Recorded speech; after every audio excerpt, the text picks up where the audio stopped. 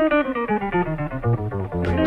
there, I'm Vanita and this is Bowie, and in this channel is all about low waste and perfect living. And it is the new year, or coming up, because I'm doing this a little bit earlier.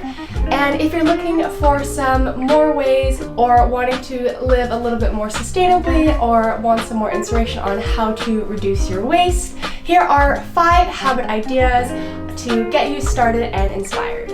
So let's dive into the video and let's hop on in. So I first want to talk about 3 methods on how to make a habit really stick. Sometimes we have these really grand resolutions, especially in the new year. I've definitely done this before, where it can sometimes be super overwhelming and almost just not even measurable. So let's say you want to be 100% plastic free. That can be really daunting, where you're feeling like, oh my gosh, I have to, it's all or nothing. And that's why the first method I recommend to make a habit stick is to start really small. The second one, which is to always have it be actionable and measurable. The third method is to make sure to have a trigger for the habit, so something that indicates that this habit is happening. The first habit idea is a plant-based diet, and you probably have heard this before in a lot of sustainability videos. It's really good to go on a plant-based diet because you are reducing your carbon emissions and your water consumption also. I have found it's incredibly good for your health. That is my personal opinion as somebody who is slowly transitioning to eat less meat. To kind of go back to what makes a habit stick is by starting really small, and I think some great options are, instead of just completely going plant-based, to maybe transition into being pescatarian or maybe vegetarian. That way it's really a sort of gradual transition to becoming plant-based.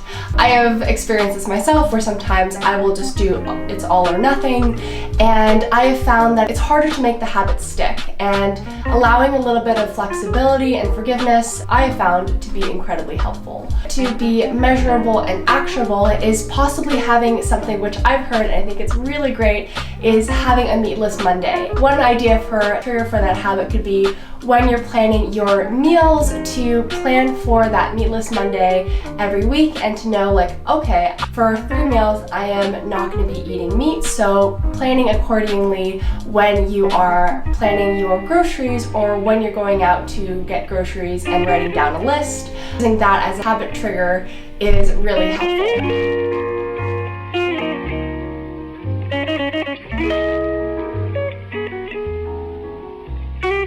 The second habit, and I'm not really sure if it's a habit, but it's more of being able to teach sustainable living or low waste living than coming from a place of judgment. I've definitely found that when I first was transitioning to a low waste lifestyle, I found myself coming from a place of more judgment than helping others and being patient, and then also coming from a place of education and teaching, and then also by leading by example.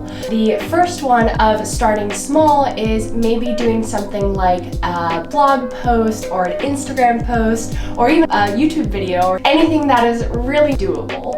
And by having it being measurable and actionable, maybe having something like, I'm going to do a post or a video once a month, every other week, or if you're very ambitious, once a week. But of course, do something that is really easy and measurable and actionable and feels really doable for you. And the third thing is to have that trigger. So maybe when you notice yourself being judgmental, or also when you think, you know, why doesn't this person or business or service not do something that you think should be more sustainable, to maybe have that be a trigger of, maybe I need a blog post about this, or maybe I need to create a video about this. Of course, if the person is really, or the business is really up to learning from you, you can definitely teach them also. But I think it's really important to come from a place of leading by example, and then also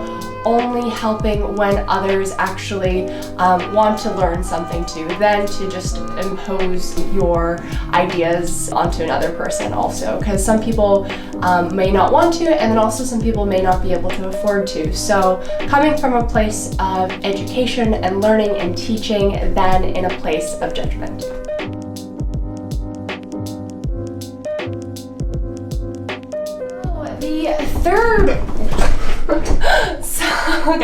The third habit idea is to DIY or to make your own products. And I think the best way to do it is when you're starting to run low on something, that could be your trigger, to then start doing research of different DIY recipes. I always like to search online to see what there is out there.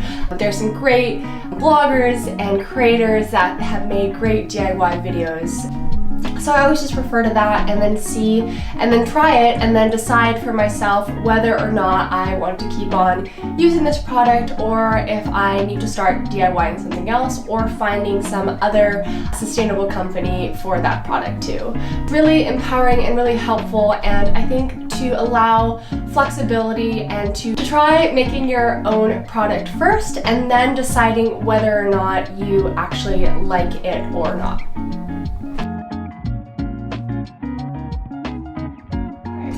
The fourth one is to opt for local or secondhand products. So the trigger for this would be when you need a product or a piece of furniture. Of course, decide whether or not you actually really need it or if it's necessary, and then look at local or secondhand stores or sites. I always really like going on Craigslist or Facebook Marketplace just to see if that product already exists and not to buy it new. I love checking out my local secondhand shop, if I can't find it secondhand, to see if I can support a local business also. The reason why I think this is so important is because you're not voting for something that's new, voting as in paying your dollars for something new. It's really great to see if there are products that already exist in our, I don't want to say waste stream, but already have been created in our system. So that is not demanding new products. So the fifth habit is to reduce your carbon emissions. So maybe driving less and opting for walking, taking public transportation, or my favorite, biking. And the trigger for this, I think, would be if you are going anywhere, to have the habit be maybe something really small where you could research whether if you can walk there, maybe you might have a little bit more time on your hand, or if there is a bus or a train that goes there also, just to do a little research. Or my favorite, to maybe see if you can bike there. Also, if you have a bike, I highly recommend it. Anyways, those are the five videos. Anyways, those are the 5 habits for the new year.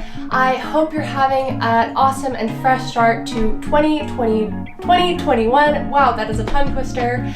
And yeah, I thank you so much for watching, and I hope to see you in the next video, and I hope you're having a killer and awesome day. Bye!